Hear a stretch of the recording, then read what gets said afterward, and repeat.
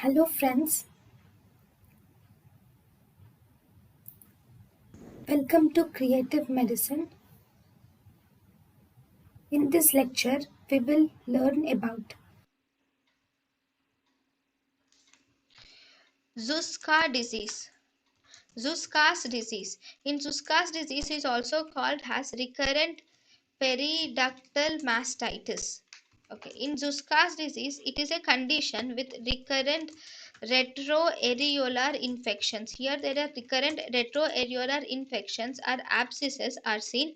In Zuska's disease, smoking is one of the risk factor of Zuska's disease. It is mainly managed or treated by antibiotics with incision and drainage.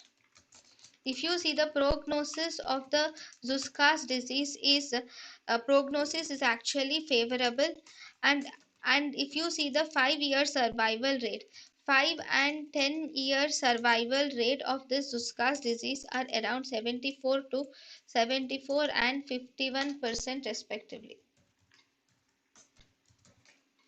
So this Zuska's disease is actually recurrent retroareolar infection. Retro means the infection is behind the areola. This is nipple, this is the areola. It is seen behind the areola and an abscess is also seen. It is because of the smoking has risk factor. thank you and thank you for watching.